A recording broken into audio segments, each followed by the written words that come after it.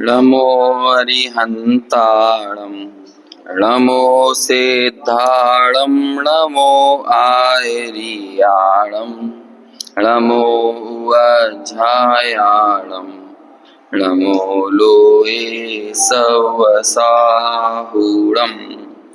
मङ्गलं भगवान् वीरो मङ्गलं गौतमो गणी मङ्गलं कुन्द कुन्दाद्यो जैन धर्मोऽस्तु मङ्गलम् सर्वमङ्गलमाङ्गल्यं सर्वकल्याणकारकं प्रधानं सर्वधर्माणां जैनं जयतु शासनं जैनं जयतु शासनं येनात्मा बुध्यतात्मैव परत्वेनैव चापरम् अक्षयानन्तबोधाय तस्मै सिद्धात्मने नमः। समाधि तंत्र के श्लोक क्रमांक 36 पर अपनी चर्चा हो रही थी। अविक्षिप्त कौन है और विक्षिप्त कौन है। आचार्य देव यहाँ पर इस विषय में विमर्श कर रहे थे। और विक्षिप्त वो है जो राग आदि से परिणत है, देह और आत्मा को एक मानता है, साथ ही साथ जो स्व में निश्चल रूप से स्थिर नहीं हुआ है, जिसका चित्त अस्थिर है, ऐसा व्यक्ति विक्षिप्त है। और अविक्षिप्त वो है जिसके राग और द्वेष का परिहार हुआ है, राग आदि परिणति से जो रहित हुआ है, देह और आत्मा को भिन्न भिन्न मानता है और स्वरूप में ही निरंतर स्थिर हुआ है। ऐसा अविक्षिप्त व्यक्ति, अविक्षिप्त मन वो ही तत्व है, वो ही वास्तविक आत्मा है। और जो विक्षिप्त है वो भ्रांति सहित आत्मा है, आत्मा के संबंध में वो भ्रांति है। तो ऐसी प्रेरणा दी कि हमें भी अविक्षिप्तता को धारण करना चाहिए और विक्षिप्तता का आश्रय नहीं लेना चाहिए। विशेष स्पष्टीकरण पढ़ना है अपन को 73 पेज नंबर पर। सबसे नीचे, प्रथम स्व पर का भेद ज्ञान करके पर पदार्थों में इष्टानिष्ट की कल्पना का त्याग करना, राग द्वेषादि के कारणों की ओर उपेक्षा बुद्धि करना और भाव श्रुत ज्ञान को अंतर्मुख करना। इससे पर पदार्थों के संबंधी सब संकल्प विकल्प शांत हो जाएंगे और मन अविक्षिप्त बनेगा और आत्म स्वरूप में स्थिर होगा। आचार्यों ने ऐसे अविक्षिप्त भाव मन को ही प्रकट करने का उपदेश दिया है, क्योंकि वह आत्म तत्व है और वही मोक्ष का कारण है।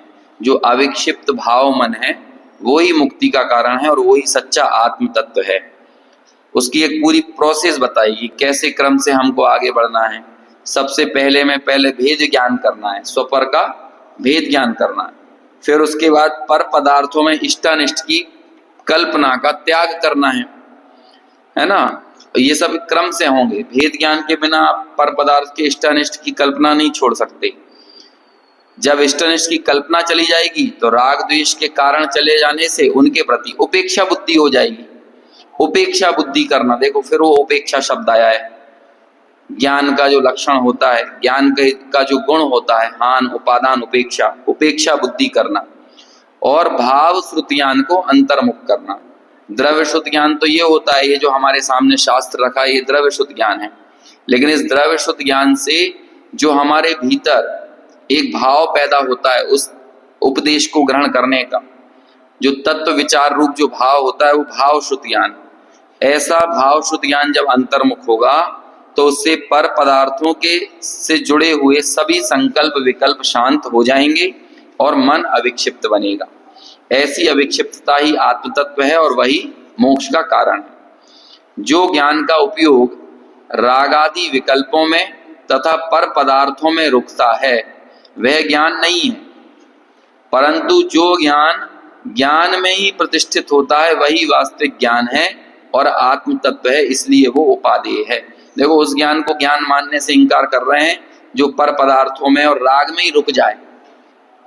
सच्चा ज्ञान वो है जो ज्ञान अपने में ठहरे और अपने में ठहर कर सबको जाने, तब तो वो ज्ञान है ना। डॉक्टर साहब ने लिखा आत्मज्ञान ही ज्ञान है, शेष सभी अज्ञान। बाकी सब ज्ञान है ही नहीं, उसे ज्ञान ही मानने से इनकार करते हैं। अरे जो ज्ञान सुख का कारण नहीं होगा, ऐसे ज्ञान को कौन चाहेगा? और जो ज्ञान सुख का कारण होगा वो कौन सा ज्ञान होगा? जो आत्मा में लगेगा, जो पर पदार्थों में लगेगा, वो ज्ञान सुख का कारण कैसे हो सकता है? जो उपयोग पर में ही अटका हुआ रहने से आत्म सन्मुख नहीं झुकता, वह पर के झुकाव वाला तत्व है, आत्मा के झुकाव वाला तत्व नहीं है। उससे संसार है, इसलिए वह ये है ना, कि जो तत्व अपने में नहीं लगा, आत्म सन्मुख नहीं हुआ, स्वरूप की तरफ नहीं झुका, वो कहते हैं ऐसे तत्व का क्या करेंगे? सच्चा तत्व तो वो है जो अपने में झुके, और अपने में झुकने वाला तत्व तो वो है जो अविक्षिप्त हो। विक्षिप्त यानी कल हमने विक्षिप्त और अविक्षिप्त की बहुत विस्तार से चर्चा की थी। क्षिप्त यानी रखना, जिसने पर पदार्थ को अपने भीतर रखा हुआ है वही विक्षिप्त है, और जिसने पर पदार्थ का परिहार किया है, उसे पर रूप माना है, वही क्या है?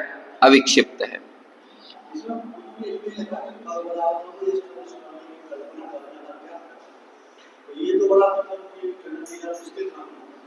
अब मुश्किल इसलिए तो होता है क्योंकि भेद ज्ञान का अभाव है। जब तक पर पदार्थ पर नहीं लगेंगे तो उनमें इष्ट अनिष्ट की कल्पना नहीं जाएगी। अभी तो पर पदार्थ से हम अपना सुख मानते हैं ना, कि ये पर पदार्थ मेरे सुख का कारण बन जाए, तो मैं अपना संबंध जोड़ता हूं कोई ना कोई उस पर पदार्थ से। जब भेद ज्ञान का अभ्यास हो, सबसे पहले में पहले लिखा ना, प्रथम तो भेद ज्ञान के द्वारा। जब भेद ज्ञान हो जाएगा और हम ये निर्णय कर लेंगे कि ये पर पदार्थ रूप मैं नहीं हूं, ये मेरे स्वरूप से पृथक है, तो फिर उसमें इष्ट अनिष्ट करने की जरूरत क्या रहेगी? मेरा कोई प्रयोजन ही नहीं है। मेरा प्रयोजन मेरे स्वरूप से, मेरे अपने से है ना, तो फिर पर पदार्थ पर लगने लगेगा तो उसमें इष्ट अनिष्ट की कल्पना चली जाएगी। भेद ज्ञान के अभाव में कभी भी पर पदार्थ में इष्ट अनिष्ट की कल्पना जा नहीं सकती। आप ऊपर ऊपर से कितनी कोशिश कर लो कि मैं इसे इष्ट ना मानूं, अनिष्ट ना मानूं, पहले में पहले मैं कौन हूं ये निर्णय करना ही पड़ेगा, है ना। इसको अपने बिल्कुल क्षयोपशम ज्ञान में एकदम स्पष्ट कर लो। अनुभूति में तो जब स्पष्ट होगा तो होगा, क्षयोपशम ज्ञान में स्पष्ट कर लो कि मैं कौन हूं, ये निर्णय करने का नाम ही धर्म का प्रारंभ है। और मैं कौन हूं इसका निर्णय करने के बाद उसमें पूरी तरह से स्थिर हो जाने का नाम है धर्म की पूर्णता। धर्म की शुरुआत भी मुझसे है, धर्म की पूर्णता भी मुझसे है। अपना निर्णय हो जाने का नाम शुरुआत है, और उसमें पूरी तरह से समा जाने का नाम पूर्णता है। इससे बाहर कहीं कोई धर्म का संबंध है नहीं। बाकी जो कथन आते भी हैं तो वो इसी अर्थ को पोषित करने के लिए हैं, इस अर्थ से अलग कुछ नहीं है। चाहे पूजा करो, स्तुति करो, व्रत करो, उपवास करो, वो सब भी सब इसके लिए हैं, उपयोग की बर्बादी को रोककर उपयोग को उपयोग में लगाना। इसलिए यहाँ भी लिख रहे हैं ना कि जो ज्ञान में ठहरा है, वास्तविक ज्ञान वही है जो ज्ञान में प्रतिष्ठित हुआ है। जो पर पदार्थ में प्रतिष्ठित हुआ है, मतलब पर पदार्थ को अपना मान रहा है, वो तो अज्ञान है, वो ज्ञान है ही नहीं, उसे ज्ञान की संज्ञा ही नहीं देते हैं, उससे सुख का संबंध नहीं है, वो अवास्तविक ज्ञान है, वास्तविक ज्ञान नहीं है। जो सुख रूप हो, सुख का कारण हो, वही वास्तविक ज्ञान है। फिर किस कारण से मन का विक्षेप होता है और किस कारण से उसका अविक्षेप होता है ना। विक्षेप होने से विक्षिप्त होता है और अविक्षेप होने से अविक्षिप्त होता है। अब उसको यहां पर कहने जा रहे हैं अगले श्लोक में, 37वें नंबर का श्लोक। बहुत अच्छा श्लोक है ये, पढ़ते हैं अपन यहां से 74 पेज पे सबसे ऊपर। अविद्याभ्यास संस्कारैः रवशं क्षिप्यते मनः तदेव ज्ञान संस्कारैः स्वातस्तत्त्वेव तिष्ठते। देखो कैसे होता है विक्षिप्त मन, कैसे होता है विक्षेप, कैसे होता है, दूसरी चीज हमारे स्वरूप में कैसे रखा जाती है, क्षेप यानी कैसे रखा जाती है, पर वस्तु हमारे भीतर कैसे आ जाती है, उसका क्या कारण है। कहते हैं अविद्या का अभ्यास और उसका ही निरंतर अभ्यास करते रहने से पैदा होने वाले संस्कार। क्या क्या चीजें बताई? अविद्या का अभ्यास और उसका ही निरंतर होने वाला संस्कार। ये अविद्या का अभ्यास क्या होता है? विद्या शब्द जो है ना, वो भी विद धातु से बनी है। जो विद यानी ज्ञान, विद धातु से विद, विद्या, विद्वान, है ना, ये शब्द बनते हैं। तो विद यानी वेदन के अर्थ में होता है। वेदन, आत्मा का स्वभाव है वेदन करना। तो वेदन करना मतलब जानना। विद धातु से क्या बना? जानने के अर्थ में, ज्ञान। तो ज्ञान से रहित जो है वो क्या हो गई? अविद्या। या जो वास्तविक ज्ञान नहीं है वो भी क्या हो गया? वो भी अविद्या। अब अविद्या के निरंतर संस्कार पड़ेंगे या अविद्या का निरंतर अभ्यास होगा तो क्या होगा? अविद्या के अभ्यास से अविद्या के ही संस्कार पैदा होंगे। अभी क्या कैसे होते हैं अविद्या का अभ्यास और अविद्या का संस्कार? जैसे कि हम पैदा होते हैं तब से हमारे दिमाग में एक चीज डाली जाने लगती है, भैया सुखी होना है तो पैसा तो होना चाहिए, सुखी होना हो तो पैसा तो होना चाहिए। अब क्या होगा? सब कुछ हमारा किसके केंद्र में रहता है?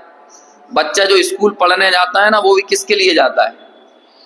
स्कूल पढ़ता हुआ नहीं दिख रहा हमको, हमको दिख रहा है इसका 50 लाख का पैकेज, 1 करोड़ का पैकेज, जो पढ़ के निकल जाएगा तो उसके बाद वो जो टॉप कर रहा है छोटी छोटी सी कक्षाओं में, पहली में, दूसरी में, तीसरी में, तो वो हमें वहां भी क्या दिख रहा है? हमें दिख रहा है कि ये जितना ज्यादा पढ़ेगा उतना ज्यादा अच्छी नौकरी करेगा, धंधा करेगा, कमाएगा। तो वहां पे मूल में क्या है हमारे? धन। अब वो धन का ही निरंतर अभ्यास और उसके ही संस्कार। या फिर और दूसरी जगह देखो, राग का अभ्यास, राग के संस्कार। अभी मुझे ऐसा कार में आते आते विचार आ रहा था कि बीमारों की बस्तियों में स्वस्थ व्यक्ति सबसे असामान्य होता है। सबसे असामान्य व्यक्ति कौन है? जहां पर सारे लोग बीमार हो तो सबसे असामान्य कौन माना जाएगा वहां पे? जो व्यक्ति स्वस्थ हो, है ना। चोरों के नगर में जो व्यक्ति अचोर हो वो सबसे ज्यादा असामान्य माना जाएगा। झूठे लोगों की, ठगों की बस्ती में जो सबसे सच्चा व्यक्ति हो वो सबसे असामान्य माना जाएगा। और ऐसे चोर और ठग ऐसे व्यक्ति को स्वीकार नहीं कर सकते। समझ में आया? ऐसे ही रागियों की बस्ती में वीतरागता की ओर बढ़ने वाला व्यक्ति सबसे असामान्य माना जाएगा। मोहियों की बस्ती में जो निर्मोही होने के मार्ग पर आगे बढ़ेगा वो सबसे ज्यादा असामान्य माना जाएगा। अरे अपन कोरोना के टाइम में देखते थे, सबसे जब सब लोग मास्क लगाए हों तो सबसे असामान्य कौन होता था? जो मास्क नहीं लगाए रहता था। समझ में आया ना? जहां सर्व सामान्यीकरण किसी चीज का हो जाए, अज्ञान का जब सामान्यीकरण हो जाएगा तो सबसे असामान्य कौन होगा? एक बफे सिस्टम में पूरी की पूरा परिवार, खानदान और रिश्तेदार रात में खाना खा रहे हो, सबसे असामान्य व्यक्ति कौन है? जो रात में नहीं खा रहा है, जो कहीं एक तरफ कोने में बैठा हुआ है। अब वो सारे के सारे लोग मिलके किसके ऊपर हंसेंगे, किसका मजाक उड़ाएंगे? है? लाखों लोग पिक्चर देखने जा रहे हो और एक व्यक्ति स्वाध्याय में जा रहा हो तो सबसे असामान्य कौन है? कौन असामान्य? पूरा परिवार निर्णय करता है हम फिल्म देखने जाते हैं और एक व्यक्ति, समझ में आ रहा है ना, एक पूरी कॉलोनी में फिल्मी गाने बज रहे हैं और किसी एक घर में प्रवचन बज रहा हो तो सबसे असामान्य व्यक्ति कौन है? समझ में आ रहा है ना? असामान्यता। ये क्यों होता है? विकृति जब निरंतर हो जाती है, कोई विकृति सामान्यीकरण हो जाए, विकृति को स्वीकार कर लिया जाए। पूरे नगर ने एक विकृति को स्वीकार कर लिया, पूरे देश ने एक विकृति को स्वीकार कर लिया, पूरे मनुष्यों की बस्ती ने एक विकृति को स्वीकार कर लिया, तो फिर वो विकृति क्या बन जाएगी? वो संस्कृति, संस्कार बन जाएगी। यही तो, जैसे कि अलग एक कल्चर क्या होता है? परंपरा, किसी परंपरा को जब एक समूह स्वीकार कर लेता है तो वही संस्कृति बन जाती। कि जैसे मान के चलो जैनों के विवाह की पद्धति क्या है, परंपरा क्या है, तो उस परंपरा को एक पूरे समूह ने स्वीकार कर ली तो वो क्या बन गई? जैन संस्कृति, जैन विवाह पद्धति, जैन विवाह संस्कृति बन गई। समझ में आया ना? तो कोई भी संस्कार कैसे बनते हैं? जब आप किसी एक परंपरा को सामूहिक रूप से स्वीकार कर लेते हो तो वो संस्कार बन जाते हैं। ऐसे ही हमारे अंदर अविद्या के संस्कार, अविद्या के अभ्यास। देखो कि ये मुश्किल क्यों है हमारे लिए इस वर्तमान काल में, मैं कौन हूं इस बात का निर्णय करना हमारे लिए इतना मुश्किल क्यों हो गया है? क्योंकि हमारी अपब्रिंगिंग, हमारी पैदा होने से लेकर आज तक की पूरी परवरिश, हमें लोग सिखाने वाले, समझाने वाले। आचार्य कुंद की गाथा है चौथी उस चौथी गाथा की टीका में लिखा अमृतचंद्राचार्य ने कि परस्पर आचार्यत्व भी हम कौन सा करते हैं? काम, भोग और बंध का करते हैं। आचार्य कुंद तो इतना लिखकर छोड़ देते हैं कि भैया ये एकत्व व्यक्त आत्मा दुर्लभ क्यों है? क्यों दुर्लभ है जब सबके लिए सुलभ? देखो कितनी विरोधाभासी बातें हैं। एक तरफ अमृतचंद्राचार्य तो लिखते हैं कि आबाल गोपाल सबको सदाकाल सुलभ है, और दूसरी तरफ लिखते हैं कि नहीं ये तो दुर्लभ है, बोधि दुर्लभ है। तो बोधि दुर्लभ क्यों है? तो उन्होंने क्या कहा कि भैया शुद्ध परिचित अनुभूत, शुद्ध परिचिदानुभूता सर्वस्वी काम भोग बंध कहा कि हम सबने सुनी, परिचय किया और अनुभव किया किसका? काम की कथा का, बंध की कथा का, भोग की कथा का। शुभलंबो, इससे भिन्न जो कथा है उसको हमने ना सुना, ना परिचय किया, ना अनुभव किया, तो इसलिए वो चीज दुर्लभ हो गई।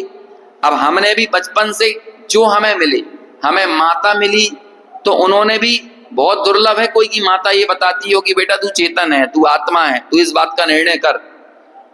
अभी क्या हुआ कि मैं एक बार अपने बच्चे को लेके गया कहीं, है ना,